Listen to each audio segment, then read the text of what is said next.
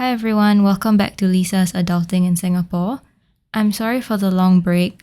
My leave ended and it was hard to manage work schedule and also personal time to rest. And then my mic malfunctioned, so I had to get it replaced. Anyway, in this video, I want to talk about the concept of net worth. I want to discuss my net worth, but more importantly, how I use this knowledge of my net worth to support my personal finance journey and goals. I also want to share the spreadsheet I use, which has been vital in helping me visualize and keep all the numbers organized in one place. This spreadsheet that you see here is an amalgamation of different net worth tracking spreadsheets that I found online. I cobbled together a bunch until I've got this table here, which is what you're seeing. Some recent additions to this sheet though, I have linked the source, and these are just extra numbers and calculations that I think are really useful to help me make sense of all this. So I think numbers are only meaningful when you ascribe a purpose or a goal to them. So this spreadsheet will continue to evolve as I find better ways to represent all these numbers or even new ways to analyze one's net worth. So let's start. What is net worth in the first place? Very basically, it's the sum total of what you own, which we call assets, after minusing everything that you owe, what we call liabilities. Your net worth is a macro view of your finances from which you can interpret your financial health. It's a accumulation of all your money decisions and habits.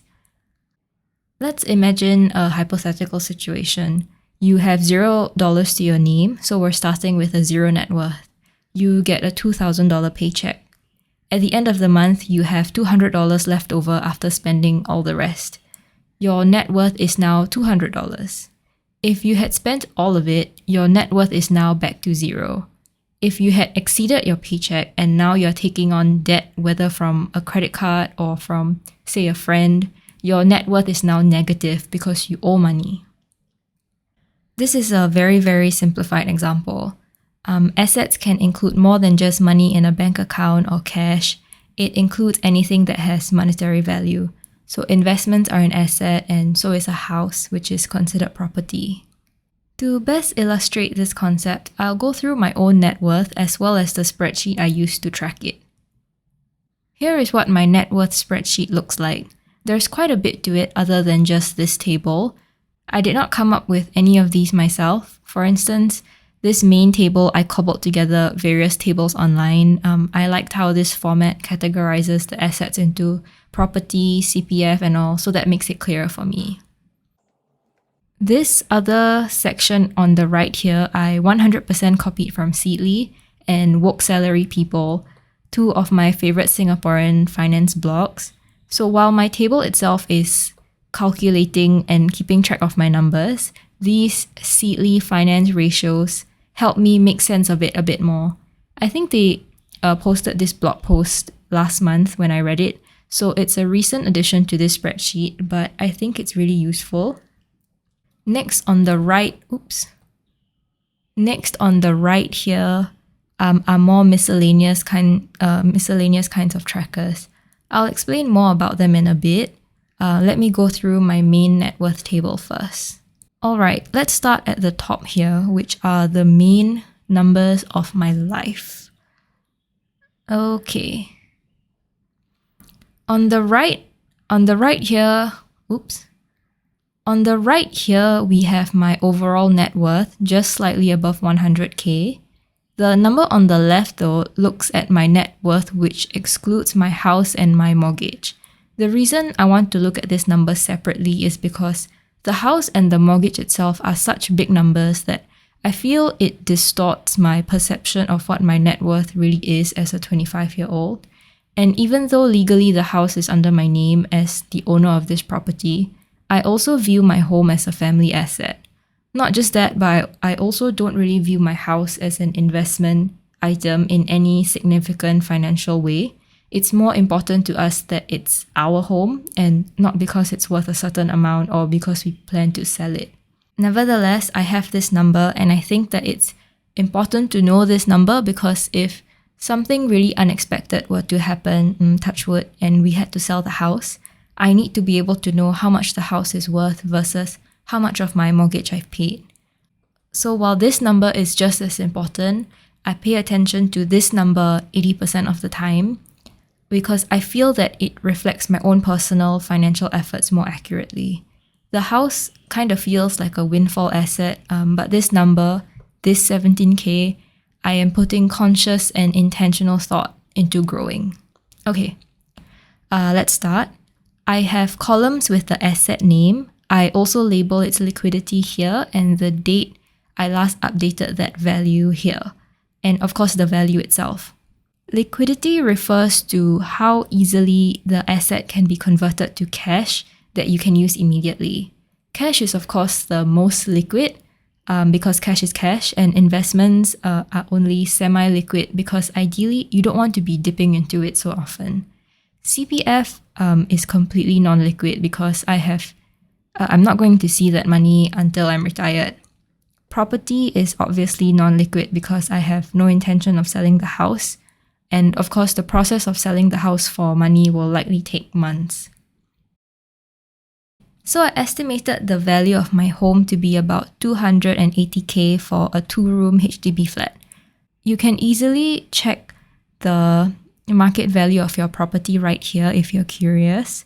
I just check it every few months or so to keep this number updated and also monitor the value of my house. And in the year since I've bought this house, the number has risen quite significantly, which is great news for me, of course, but it's like no effort on my part, but my net worth increased. So see, this is why I don't want to pay too much attention to my net worth, which includes my house value, because so much of it is outside my control. I can't control market values, and if the number fluctuates so much, then that's not helpful to me. Anyway, next is my CPF. I've been working for 2 years, so this is where my CPF is at. My OA is really low comparatively because, as I've mentioned many times, I own a house and therefore cleared out most of my OA money to pay for the house.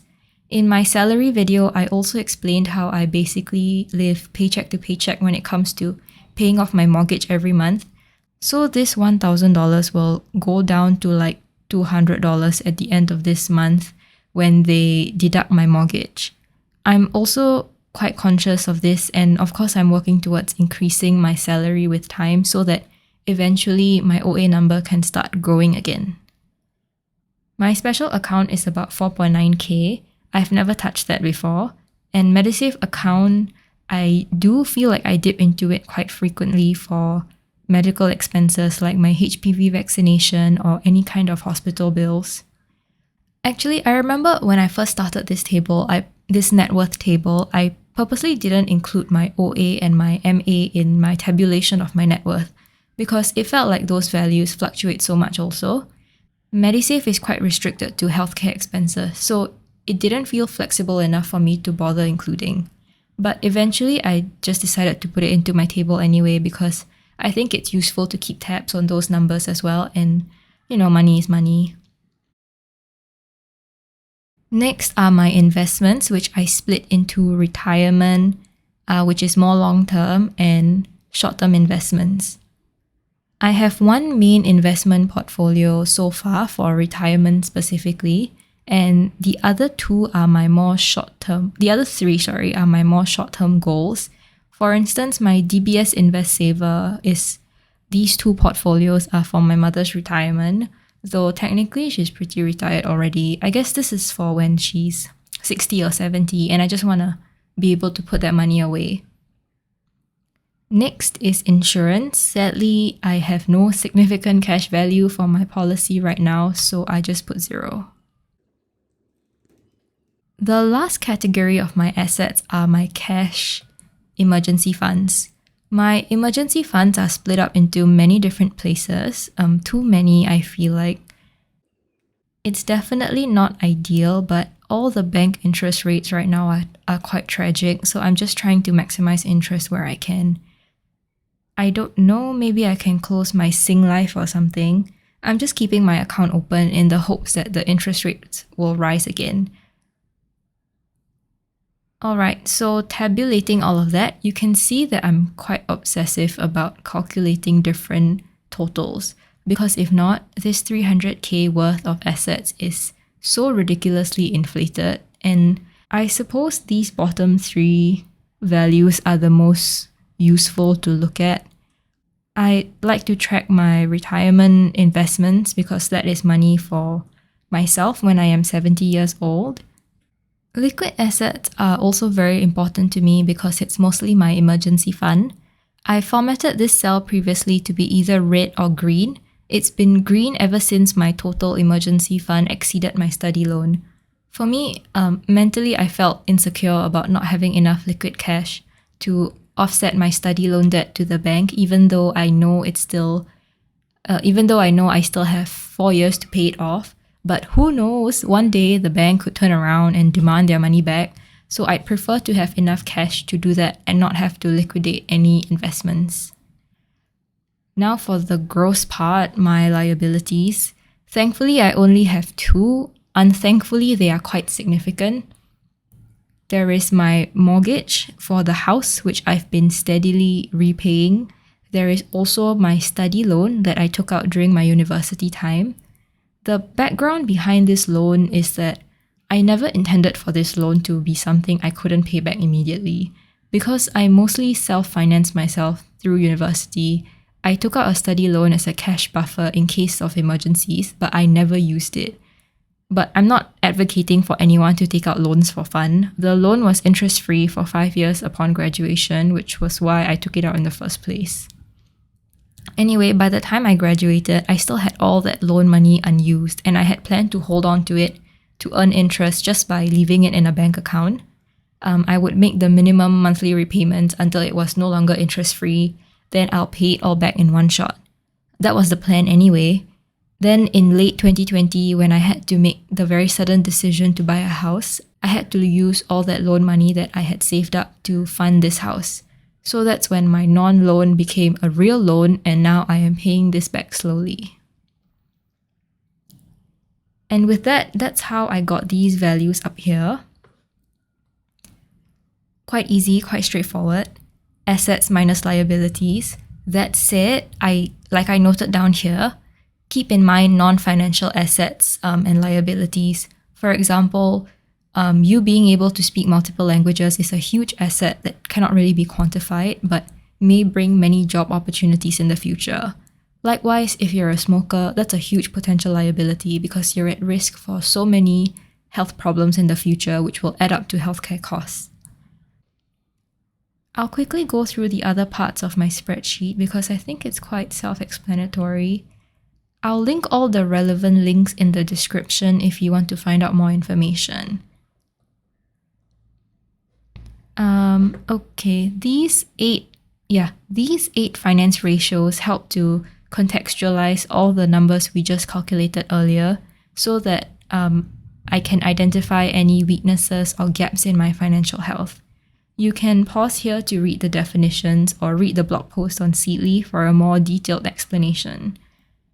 But basically, what I learned after calculating my ratios is that I have a very high debt to asset ratio, naturally, given my mortgage and my student loan. But as I make my repayments, this percentage will gradually decrease, and now I am also aware that I should not be taking on any more loans because I don't want my debt to asset ratio to get too high. Another thing that I've identified is my net investment assets to net worth ratio as something I want to work on. The general rule of thumb, according to this ratio, is to have 50% of your assets invested for retirement or any kind of long-term goal, and mine presently is at 38%. So this suggests to me that I should continue to invest and put money aside for things like retirement. This next section is just a breakdown of my assets by percentage. I got this section from Woke Salary People. They have their own net worth spreadsheet linked here, so I just copy-pasted from there. This pie chart here shows visually to me that most of my assets are concentrated in the house. I would probably want to diversify further. and grow my assets in the stock market through investments and also my liquid savings because it's looking a bit thin. I should probably work on my cash buffer also. I don't have any investments in crypto, nor am I keen on it. I don't know, I feel like crypto is just not something I want to get into right now or at all until the entire operation stops feeling so sus to me. Anyway, this next table is also from Woke Salary People and calculates projected growth. Honestly, this is just an ego-boosting feature of my spreadsheet and I don't use it that much. It's just fun to see that, in 20 years I'll have this much just by having this much right now. But yeah, it's not very useful to me at this moment. So yeah, that's it for my net worth. I hope that satisfied some curiosity of yours or helped you conceptualize how you can go about calculating your own net worth. After going through my own net worth with you and a bit about my thought process behind what I track as well, I hope that kind of gives you a sense of how knowing your net worth can help you. Knowing your net worth is incredibly useful for many different things. Not only does it give you a more holistic and macro view of your entire financial life and health, it's also a useful tool for making decisions. For myself, I've identified two main areas where knowing and understanding my net worth is useful. Firstly, if I'm deciding on whether or not to make a big financial decision, I look at my net worth and assess where I'm at financially. These big financial decisions can be things like taking on another loan, purchasing a house, going on holiday, or going back to school to do a master's. I mentioned just now that I realized my debt to asset ratio is higher than I prefer, so this helps me inform future decisions. For instance, I'm not comfortable with taking on more debt because it will only skew that ratio further. So now might not be the right time to do further studies where I'll probably have to take up a tuition loan. But that doesn't mean that further studies can't be an option for me in the future, which leads me to the second point where knowing your net worth can be useful, and that is for goal planning. This can be continuing further studies, clearing debt, building an emergency fund, going on holiday, whatever goal that requires money. While your net worth is a snapshot of your current financial health, you can also track its progress if you know where money is coming in and going out. One example is 9 months ago, I only had about $2,000 in liquid funds. After all the house and renovation was settled, I was left with only $2,000 for any emergencies that might happen. So my goal at the time was to build up my emergency fund aggressively. That was priority number one. Of course, I had other goals like my retirement fund and paying off my student loan, but I took into consideration that I still have years to go to save up for my retirement, and my study loan repayments were still on pause back then. But if anything were to happen in the next 6 months, like a sudden hospitalization or unemployment, I needed to have money on hand to buffer for that, more than the $2,000 I had on hand right now. So that was the goal that I prioritized first before my other goals. Having saved up at least 6 months' worth, I'm slowing down my contributions to my emergency fund, focusing instead on my other goals like building my retirement investments and saving up for LASIK. I made a video explaining in more detail about my money-related goals in 2022. I'll link it in the cards here and also in the description. I'm making this video not for the purpose of boasting or for comparison. Everyone's situation is so unique that I don't think it's very productive to do that. And also, while it's all numbers, the numbers itself are secondary to the goals that you set for it. I guess I just want to be more mindful about what it is I'm striving for and what I want to plan for. I don't want to be in a position where I'm just hoarding money, delaying myself presents and enjoyment now for an imagined better future. There is a balance there that I want to find.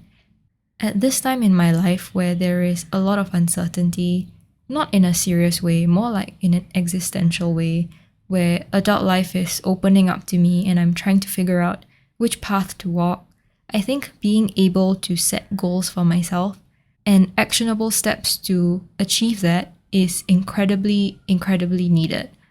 Anyway, in about a year, I might want to look back at this video to see where I was at this time of my life and hopefully see how far I've come. And I definitely want to be able to make more content like this that may help you and others out there. Thanks for watching, and I'll see you in my next video.